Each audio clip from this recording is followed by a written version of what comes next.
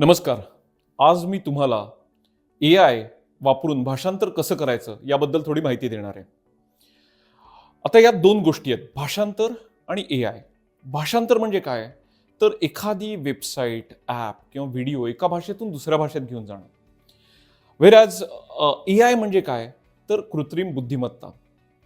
त्याचाच अर्थ काय आहे, की आपण जेव्हा एखाद्या संगणकाला शिकवून आपण त्याला आपल्यासारखेच तर्कवितर्क किंवा निर्णय घेण्यास जेव्हा सक्षम बनवतो, तर त्याला AI, आर्टिफिशियल इंटेलिजन्स अशी टेक्नॉलॉजी म्हणतात.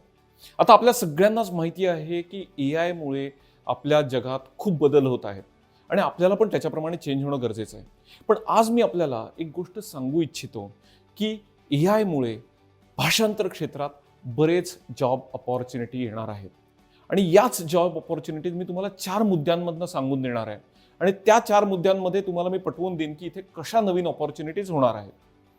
आता त्या 4 मुद्द्यांत जाण्याच्या आधी मी तुम्हाला एक 2005 मधली स्टोरी सांगतो. जी मी जेव्हा जपानमध्ये होतो, तेव्हा माझी आई जपानमध्ये रेग्युलरली यायची. तिला आमच्या जवळचा स्थानिक जो बाजार होता, तर तिथे फिरायला तिला खूप आवडायचं. तिथे एक फळांचं दुकान होतं, की जिथे एक जपानी आजींचं ते दुकान होतं. आणि आईची आणि त्या जपानी आजींची ओळख झाली. आता त्या बराच वेळ आई मराठीतून बोलायची, त्या जपानी आजी जॅपनीजमधनं बोलायच्या. ते तासनतास बोलत राहायचे आणि मला खरंच खूप खूप कुतूहल वाटायचं, की ते नक्की काय बोलतायत. मला दोन्ही भाषा कळायच्या, त्यामुळे मी असं ठरवलं, की एक दिवस त्यांचं संभाषण ऐकायचं. आणि ते ऐकत असताना मला असं कळालं आणि मी खूप आश्चर्यचकित झालो, की त्या बोलत असताना 90% मी परत एकदा सांगतो 90% त्या गोष्टी त्या बोलत होत्या, त्या गोष्टींचा एकमेकांशी काहीही संबंध नव्हता. आता मी आईला नंतर विचारलं, की आई तू त्यांच्याशी बोलतीयस, पण तुला त्यांची जपानी भाषा कळत नाही, तर तुम्ही नक्की काय काय संवाद काय करता? तर तेव्हा आई मला म्हणाली आणि ती खूप इंटरेस्टिंग गोष्ट होती माझ्यासाठी. ती मला म्हणाली, की अरे त्या जपानी आणि मी मराठी बोलत नाही, तर आम्ही आत्म्याची भाषा बोलतोय. तर माझ्या ते डोक्यावरून गेलं. मी आईला म्हटलं, आई म्हणजे मला असं वाटलं आई माझी गंमत करते. ती बराच काळ जपानमध्ये ती आहे, येते, तिच्याकडे काही इथे फ्रेंड सर्कल नाही आहे, तिचा वेळ जात नाही म्हणून ती करते. पण मी ती गोष्ट सोडून दिली. मग 2019 साली आम्ही जेव्हा रिखाईयान टेक्नॉलॉजी, रियान नावाचा एक प्लॅटफॉर्म तयार केला, की जो अनुवाद करायला मदत करतो. तो प्लॅटफॉर्म तयार करत असताना माझा भाषांतरावरती मी खूप रिसर्च करायला लागलो. आणि तेव्हा मला कुठे आई काय म्हणत होती त्याचा संदर्भ लागायला लागला आणि त्यातूनच आम्ही एक भाषांतराचं फ्रेमवर्क तयार केलं. तर मी ते फ्रेमवर्क तुम्हाला आता शेअर करतो. त्याच्यामध्ये जर तुम्ही बघाल तर हे वेगवेगळ्या सर्कल्समध्ये किंवा डायमेन्शन्समध्ये हे फ्रेमवर्क तयार केलेलं आहे. आता ह्याच्यामध्ये तुम्ही बघाल तर केंद्रस्थानी काय आहे, तर आत्म्याची भाषा आहे.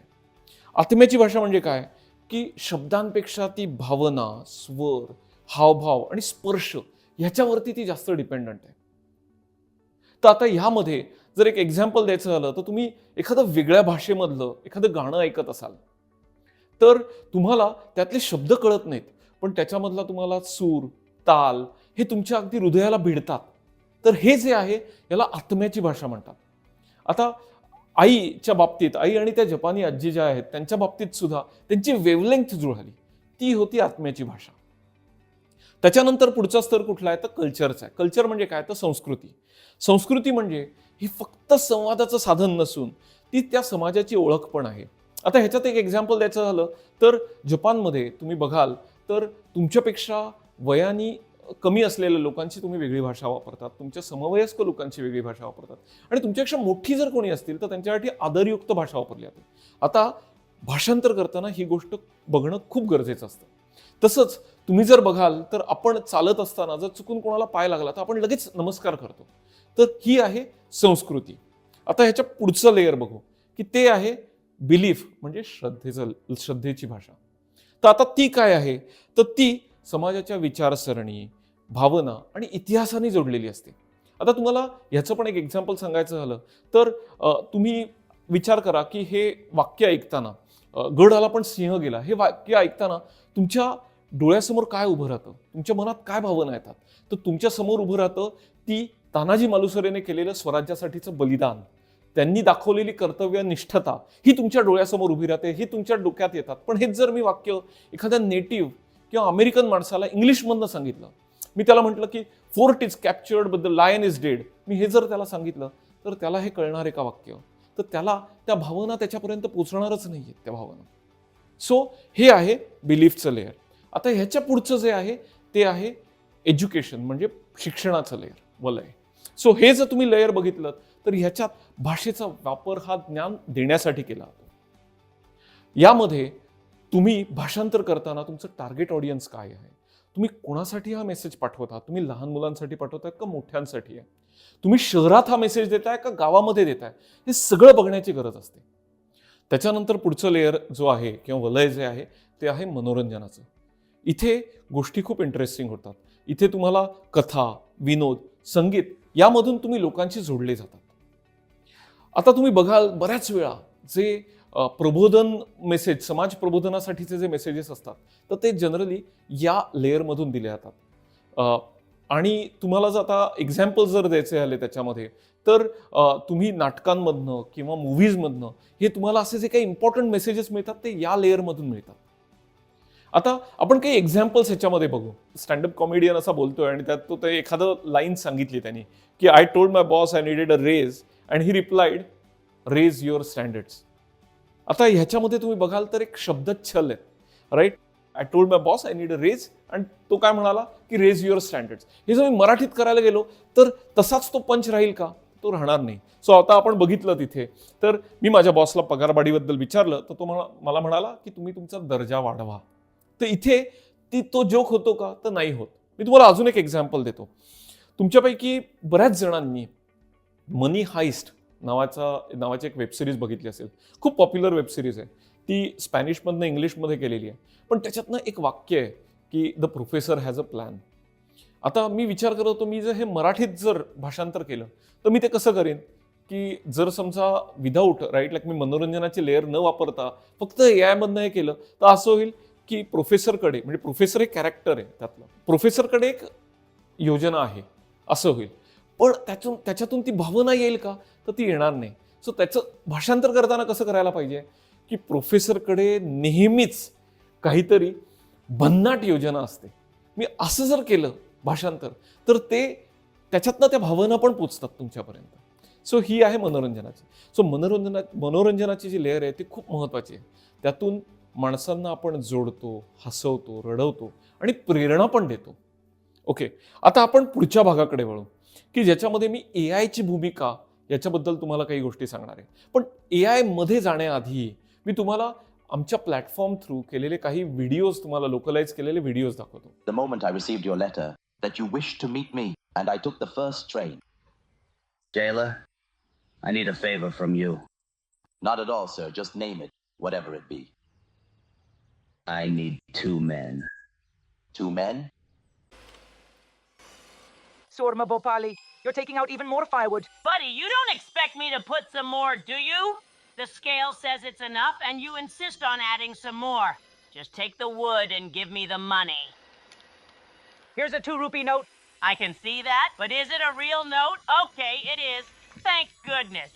So then, goodbye. I know! Prisoners! This is a warning for you! Everything that went unchecked before my arrival here will no longer be tolerated!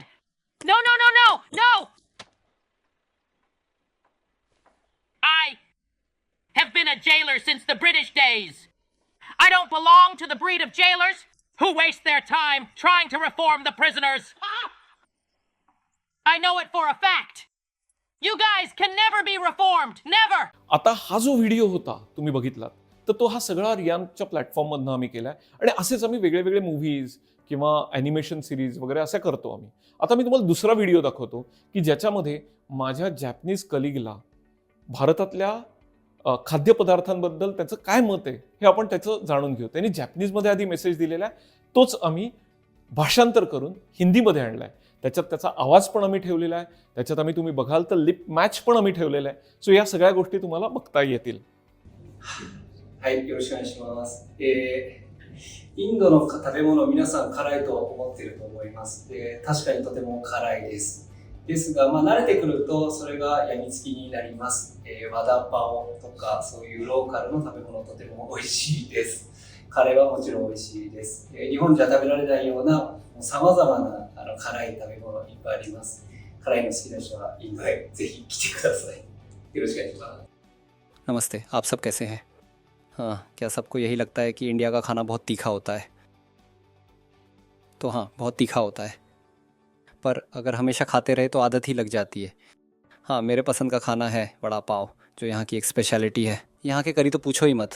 ऐसे अनेक चीज़ें हैं जो हमें जापान में नहीं मिल सकते। कई ऐसे चीज़ें हैं जिससे तीखापन की आदत, तीखा खाना पसंद करने वाले ज़रूर एक बार। तर हा तुम्ही व्हिडिओ बघितला, याच्यामध्ये जर बघितलं तर तो हिंदीबद्दल काय सांगतोय हे तुम्हाला कळतंय. आता बऱ्याच जणांना कुतूहल असेल की हे आम्ही कसं करतो, तर मी तुम्हाला आम्ही जे इंटरनल स्टेप्स जे वापरतो तर ते तुम्हाला सांगेन. कदाचित तुमच्या प्रोफेशन्समध्ये वेगळ्या प्रकारे तुम्हाला हे करायला लागेल, पण आय होप की this serves as a reference for you. तर आता रियानचा जो वर्कफ्लो काय आहे तर तो मी तुम्हाला थोडक्यात सांगतो. रियानमध्ये आधी आम्ही फाईल अपलोड करतो. क्लायंट आमचे जे असतात ते फाईल अपलोड करतात. त्याच्यानंतर ऑटो ट्रान्स्क्रिप्शन होतं. सो ते ट्रान्स्क्रिप्शन जे असतं तर ते जवळपास 60 ते 90% ॲक्युरेट असतं.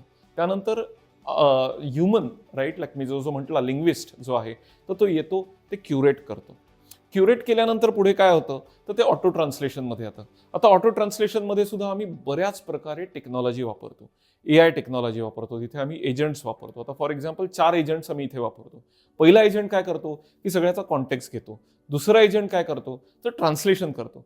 तिसरा एजंट काय करतो तर तो QA चेक्स करतो. आणि चौथा जो एजंट असतो तो तुमचं सगळा वर्कफ्लो मॅनेज करतो. आता हे ऑटो ट्रान्सलेट झाल्यानंतर परत ते आमच्या लिंग्विस्टकडे जातं. लिंग्विस्टकडे गेल्यावरती तो त्याच्यामध्ये जे भाषेचे स्तर मी मगाशी सांगितले ना तर ते सगळे त्याच्यामध्ये आणतो ट्रान्सलेशनमध्ये, आणि त्याची ती क्रिएटिव्हिटी तिकडे आणतो. मग तिथून पुढे जातं जे व्हॉइस ओव्हर इनिशियलायझेशन. मग आम्ही त्या मूव्हीमध्ये किंवा त्या सिरीजमध्ये जे काही ॲक्टर्स आहेत तर ते सगळे आम्ही ॲक्टर्स काढतो आणि त्या ॲक्टर्सला व्हॉइस आम्ही क्लोन करतो. बऱ्याच वेळा आम्हाला परमिशन्स मिळतात, आम्हाला मिळत नाहीत. मग त्यावेळेस आम्ही वेगळ्या प्रकारचा सिमिलर जो आवाज आहे तो काढतो आणि आम्ही ती जो डेटा आहे तो आम्ही बनवतो.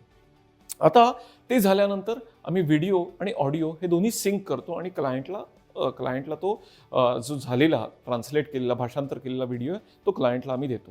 ही आमच्या रियानमधली प्रोसेस आहे. आता तुम्हाला एक क्वेश्चन असेल की ह्याच्यामध्ये आम्हाला फायदा काय होतो, तर त्याच्यामध्ये आमचा वेग वाढतो. आम्हाला पुन्हा पुन्हा सारखे येणारे जे शब्द असतात किंवा वारंवार वाक्य जी येतात तर त्याचा रेफरन्स म्हणून लागतो. त्याच्यामुळे आमची अचूकता पण वाढते. मानवी त्रुटी कमी होतात. बऱ्याच वेळा काय होतं की आपल्याकडनं चुका होऊ शकतात, की नंबरची चूक होऊ शकते, कधी कधी कुठला तरी वर्ड वापरला जातो, स्पेलिंग मिस्टेक्स होऊ शकतात. तर या सगळ्या चुका आहेत त्या AI मधनं आपल्याला कव्हर करायला मदत होतात.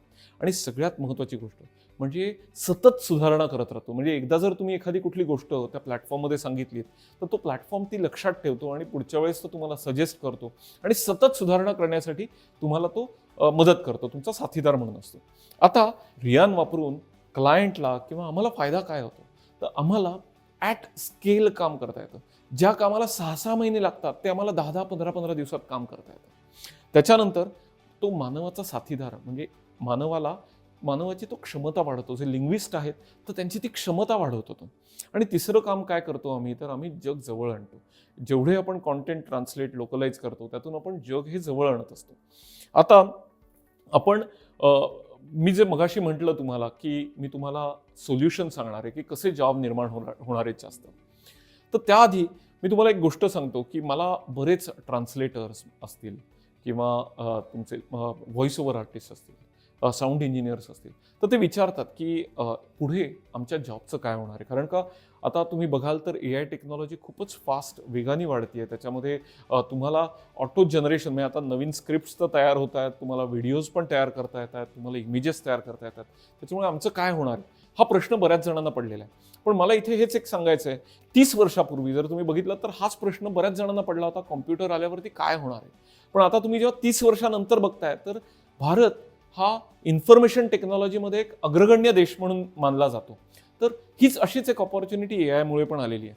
पण त्याच्यासाठी थोडे चेंजेस करायला लागणार आहेत. आणि तीच गोष्ट मी तुम्हाला आत्ता सांगणार आहे की आता पुढे हे न्यू एज लिंग्विस्टचं जग आहे.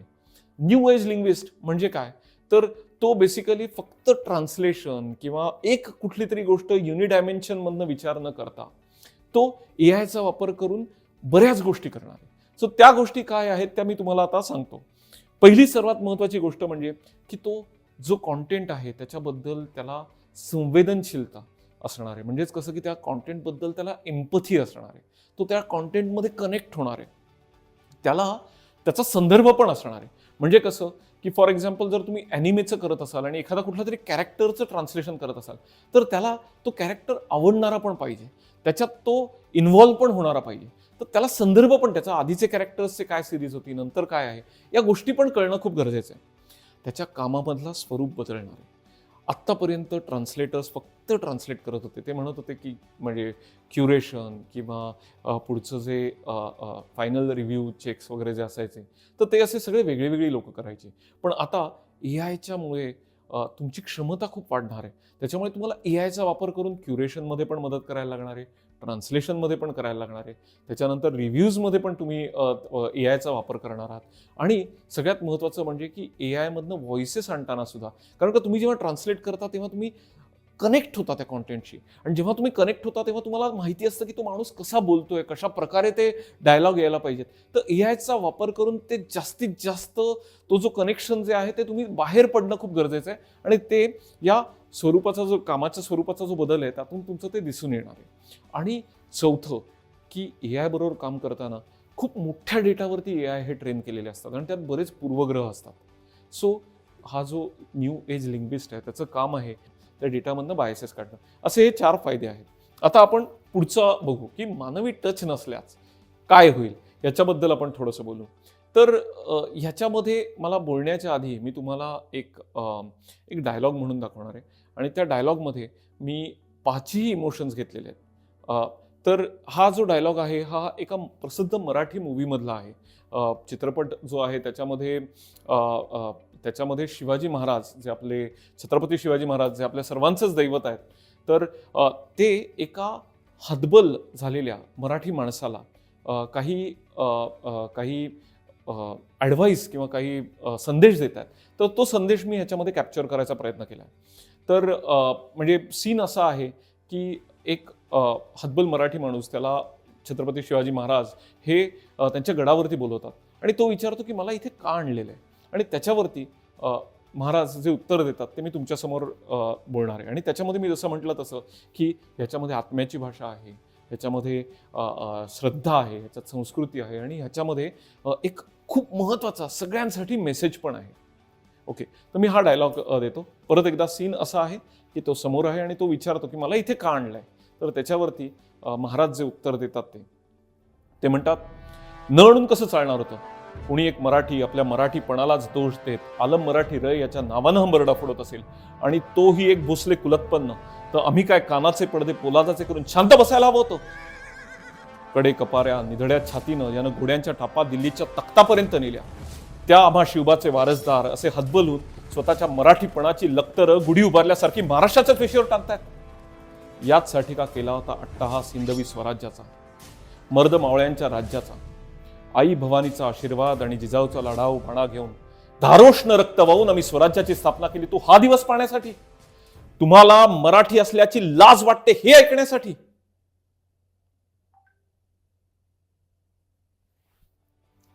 जसं तुम्ही बघाल तर हा जो डायलॉग आहे ह्याच्यामध्ये सगळे वेगळे वेगळे इमोशन्स आलेले आहेत. हे एआयनी तुम्हाला ट्रान्सलेट करणं खूप डिफिकल्ट आहे. एआय हा तुम्हाला शब्द देतो पण भावना आणायचं काम हे आपल्यालाच करायला लागणार आहे. धन्यवाद.